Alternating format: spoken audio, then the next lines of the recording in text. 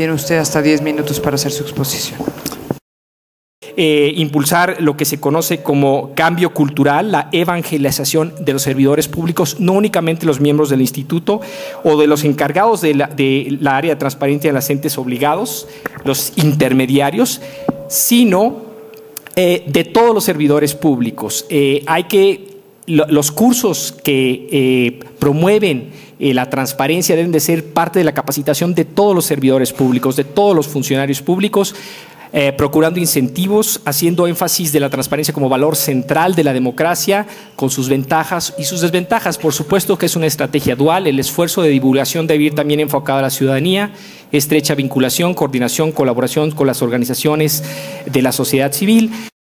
La información que se proporciona debe ser clara, sencilla, accesible, veloz, con criterios uniformes. En el área, por ejemplo, del presupuesto, que es un área clave de transparencia, habría que reportar en periodos cortos de su ejercicio. Quizá habría que explorar la posibilidad de que la información sea disponible en tiempo real. Sucede en otros lugares del mundo, podría suceder aquí en el Distrito Federal. Disponer de una buena radiografía de la transparencia, generar un buen diagnóstico de la información, qué tipo de información se solicita, a quién se solicita, quién la solicita, tener un buen mapa del escenario del tema de transparencia, de acceso a la información en el Distrito Federal y utilizarla como insumo para mejorar los procesos, para hacerlos más eficientes, para mejorar la atención al público. Y, por supuesto, una técnica que es utilizada en muchos lugares, utilizar usuarios encubiertos para evaluar el funcionamiento de los órganos de transparencia. Convendría hacer que la transparencia se convierta en un componente curricular de los cursos a los distintos niveles educativos.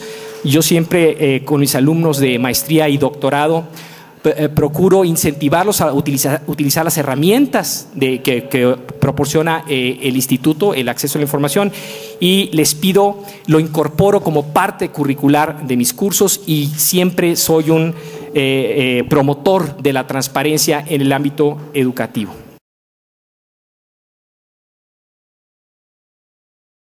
Efectivamente, los sindicatos están incluidos en la ley, pero de manera muy escueta, muy breve. Yo creo que se deben de especificar y ampliar sus responsabilidades en la utilización de recursos públicos. Por supuesto que esté el asunto de las cuotas sindicales, que es aparte, pero yo creo que se debe ampliar la responsabilidad de los sindicatos públicos que manejan recursos del erario público. Definitivamente la ley es una de las tareas pendientes por desarrollar. Yo creo que el principio de máxima publicidad debe operar siempre y yo estoy de acuerdo en que se emita una primera versión pública, efectivamente cuidando todo lo que es los datos personales, pero totalmente a favor de que se emita una versión pública que permita cumplir con el principio de máxima publicidad. Respecto a la calidad de las resoluciones y a la calidad de información que se solicita y a la agilidad del instituto. Como mencioné, es muy importante hacer una revisión sobre la eficiencia del funcionamiento del instituto y, de nuevo, mi experiencia en el Consejo Local del IFE es que la división del trabajo, apoyada por buenos especialistas técnicos, mejora muchísimo la productividad de un órgano colegiado. Y respecto a la calidad de la información que se solicita, ahí la solución tiene que ser que las organizaciones sociales y los ciudadanos mejoren su conocimiento de la ley, mejoren su conocimiento de los derechos y las implicaciones que tiene la información que pueden adquirir y que ellos mismos, apoyados obviamente por un programa de difusión del instituto, mejoren la calidad y la profundidad de sus preguntas sobre la información que requieren. Respecto a las reformas al interior del InfoDF, ya mencioné una que considero muy importante, la eficiencia del instituto. Las instituciones de repente se burocratizan, tienen inercias, tienen intereses propios. Yo creo que es muy importante cuidar el perfil ciudadano, la visión ciudadana del instituto y volverla eficiente, productiva, entre otras, como lo mencioné, mediante la división del trabajo y la especialización, que los comisionados, sin perder la visión general, permitan concentrarse en algunas áreas focales de su tarea y que los vuelva más productivos, más eficientes y que se refleje en el funcionamiento del instituto. Respecto al recurso de revisión, actualmente yo creo que la ley establece un plazo de 10 días. Yo creo que sería razonable reducir ese tiempo a la mitad. Eso sería un logro muy importante y le daría mayor agilidad, mayor fuerza al instituto. Respecto a los indicadores de gestión, los indicadores de gestión son una de las áreas más complicadas de la administración pública, de la política pública. Es extremadamente difícil diseñarlos.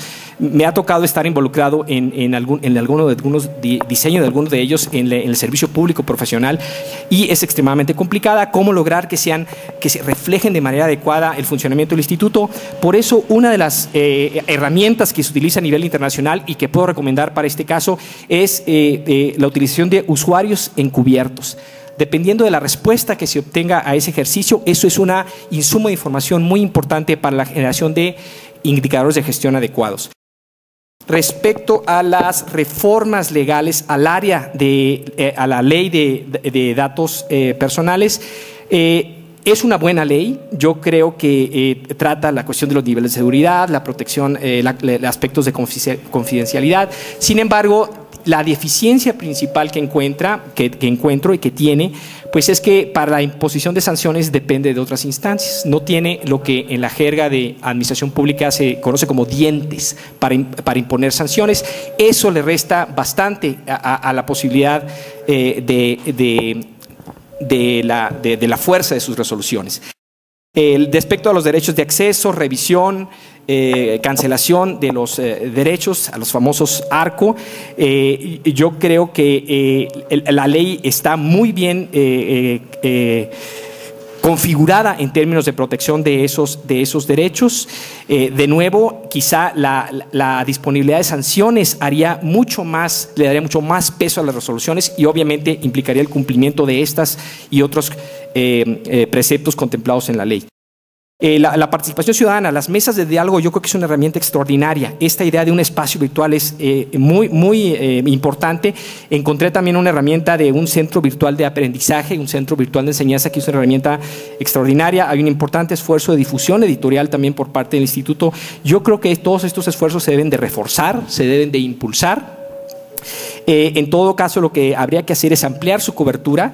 Está la Feria de Transparencia, quizá llevar a cabo eventos de esa naturaleza de una manera más seguida, y ampliar la participación en los espacios radiofónicos, en los espacios editoriales. Por supuesto que la mesa de diálogo es un extraordinario elemento que yo continuaría impulsando. Respecto a los objetivos a impulsar como la política pública, pensando en una política pública a nivel general o grande, por supuesto que el objetivo debe ser impulsar el tema de la transparencia, el concepto de la transparencia como valor central de la democracia, proporcionar no solamente incentivos, sino una verdadera evangelización de todos los servidores públicos. Los servidores públicos deben entender las ventajas, los beneficios de la transparencia en una sociedad democrática. Y por supuesto que la estrategia debe ser dual. Los funcionarios deben de convencerse de su utilidad, de sus beneficios, de su importancia, y la población tiene que estar al tanto también de sus derechos, de cómo utilizarlos. Sobre todo hay una parte importante. Los ciudadanos se enteran de que tienen ese derecho, pero no alcanzan a comprender las implicaciones que la utilización de ese derecho puede tener. Eso es muy importante. Es tarea del instituto difundirlo, es tarea de mantener una estrecha cooperación, comunicación con las organizaciones de la sociedad civil que ayuden, que contribuyan a impulsar el conocimiento de estos derechos y la utilización práctica de estos derechos. Eso es muy importante. Por eso sugiero que no solamente se les capacite, haya comunicación, eventos, cursos con las organizaciones de la sociedad civil, sino que se les incorpore como parte de la estructura del acceso a la información y de la transparencia. Las ligas a las páginas electrónicas de instituciones que se dedican a apoyar a los ciudadanos a ejercer este derecho deberían de estar presentes en la página electrónica del InfoDF. Con esta entrevista damos por terminado formalmente el periodo de entrevistas.